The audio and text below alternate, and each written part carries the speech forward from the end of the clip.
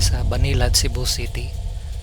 Ang atong hisgutan karon nga libro mao ang sikat nga The Four Agreements ni Don Miguel Ruiz.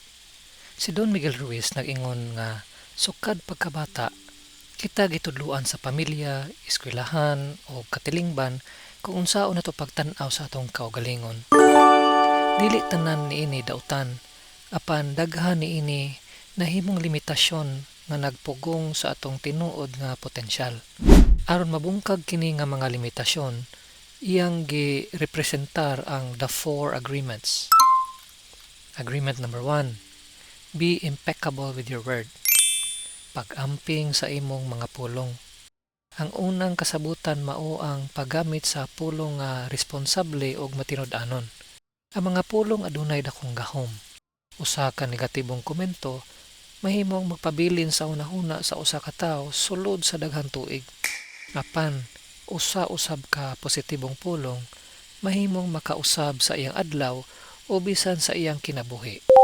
Busa, ayaw pagpanlibak. Ayaw paggamit og pulong aron makapasakit. Ayaw usab pagdaot sa imong kaugalingon pinaagi sa mga hunahuna sama sa dili ko kaya o wala ko'y pulos.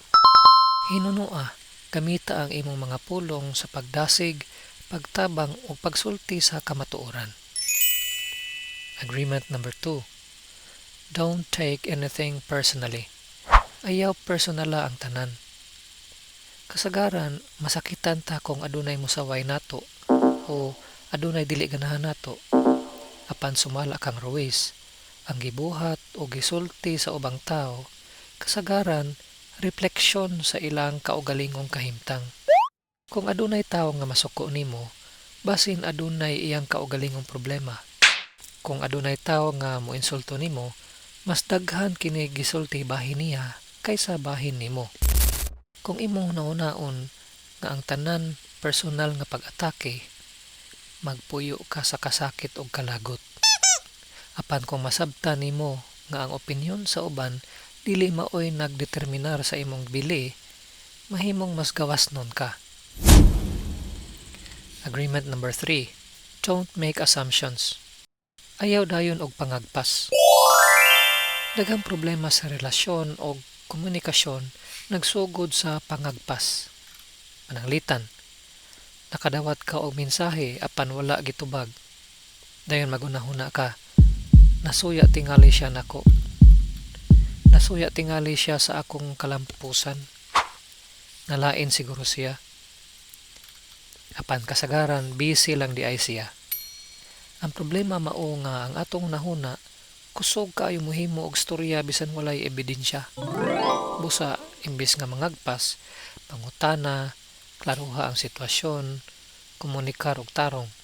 Daghang kasamok ang malikayan kung dili ta dali mudawat sa atong mga pangagpas isip kamatuoran. Agreement number 4, always do your best. Kanunay buhata ang imong pinakamaayo. Ang ikaupat nga kasabutan mao ang paghatag sa imong pinakamaayo sa matag higayon. Importante nga masabtan nga ang imong best karon mahimong lahi ugma. Kung kapoy ka, lahi ang imong best. Kung energized ka, lahi usab. Dili kinahanglan nga perpekto ka. Ang importante mao nga nagtinarong ka ug naghatag sa imong makaya. Kung imong buhaton ang imong best, maminusan ang pagbasol, maminusan ang guilt, mas mutaas ang imong kumpiyansa sa kaugalingon. Kay kabalo ka nga walay gihikawan sa imong kaugalingon. Ang pinakadakong leksyon sa libro. Ang mensahe sa libro simple apan kusgan. Daghan sa atong pag-antos dili tungod sa nahitabo sa atong palibot. Kasagaran, negatibong istorya nga atong gisulti sa atong kaugalingon. Pagpersonal sa mga butang, mga pangagpas o kahadlok nga dili ta igo. Pinaagi sa upat ka kasabutan, mahimo natong usbon ang paagi sa pagtan-aw sa kinabuhi.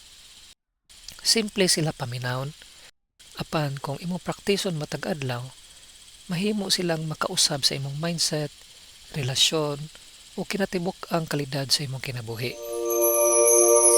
Kung makatabag kini nga summary, ayaw kalimot sa pag-like ug pag-subscribe. Salamat sa pagtan-aw ug magkita ta sa sunod nga video.